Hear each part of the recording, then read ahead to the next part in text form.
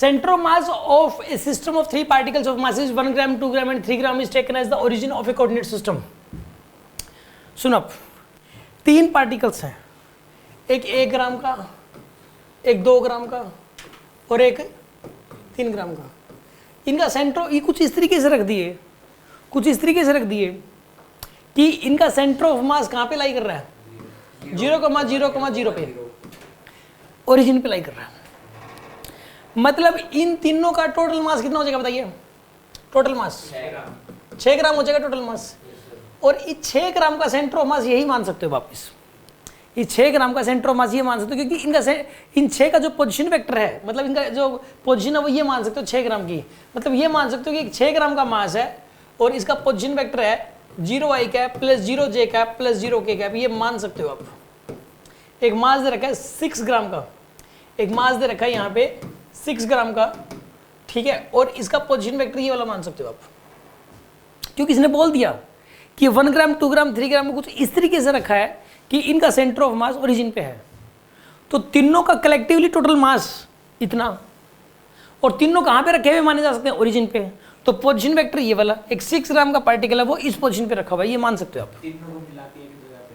हाँ, ये कोई फर्क नहीं पड़ता, जहाँ सेंटर ऑफ मास है वहाँ रख सकते हो उठा के, जहाँ सेंटर ऑफ मास है वहाँ पे उठा के रख सकते हो, उसे कोई दिक्कत नहीं है इसमें. समझ आ रही है बात आपको, तीनों को उठा के ओरिजिन पे ही रख दिया, ये समझ लो आप, क्योंकि सेंटर ऑफ मास ओरिजिन के ऊपर था. सेंटर ऑफ मास बदल नहीं रहे, सेंटर ऑफ मास तो वहीं रहेगा जहाँ पे तीनों मासेस रखे गए हैं. सारे मास एक जगह पे आ जाएंगे तो सेंटर ऑफ मास वहीं हो जाता है फिर तो. अब एक पॉइंट मास है, जैसे कि वो पॉइंट मास बन गया, पॉइंट मास का सेंटर ऑफ मास तो वहीं होता है. अब इसका सेंटर ऑफ मास कोई कहे कहाँ पर होगा, इसका सेंटर ऑफ मास यही होगा जहाँ पर ये है, इसका सेंटर ऑफ मास कहीं और थोड़ी ना होगा. तो 6 के तीनों वहीं है तो सेंटर ऑफ मास तो वहीं आएगा, और पहले भी वहीं था सेंटर ऑफ मास ओरिजिन पे, तो तीनों को वहाँ उठा के रखने में बुराई क्या है फिर. समझ आ रही बात, उठा के सेंटर ऑफ मास पे रख सकते हो आप, ठीक है जी. अब एक 6 ग्राम का पार्टिकल है, उसका सेंटर, उसका पोजीशन वेक्टर ये वाला है.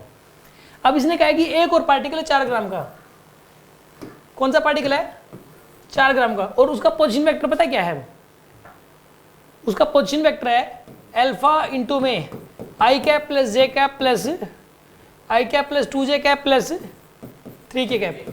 ये कह रहा है कि एक तो 6 ग्राम का पार्टिकल इसका पोजीशन वेक्टर ये है, एक 4 ग्राम का पार्टिकल इसका पोजीशन वेक्टर ये है. अब सेंटर ऑफ मास का पोजीशन वेक्टर बताओ पहले तो. अगर एक बात बताओ, 2 मासेस दे रखे हो, उनके पोजीशन वेक्टर दे रखे हो, तो सेंटर ऑफ मास का पोजीशन वेक्टर बता सकते हो. देखो फॉर्मूला होता है सेंटर ऑफ मास का position m1r1 plus m2r2 divide by में m1 प्लस में. तो सेंटर ऑफ मास का पोजीशन वेक्टर कितना हो जाएगा यहाँ पे बताइए आप, ये मास कितना है यहाँ पे 6 into 0i cap plus 0j cap plus 0k cap, और ये वाला मास कितना है 4, ठीक है. इसका पोजीशन वेक्टर क्या हो जाएगा बताइए, सेंटर ऑफ मास का पोजीशन वेक्टर इंडिरेक्ट हो गया. करेंगे ना, पहले सेंटर ऑफ मास का पोजीशन वेक्टर निकालो इस फॉर्मूले से. अरे एक बार देखो ना तुम, पहले निकालो ना इसको, I cap plus 2j cap plus 3k cap upon total mass.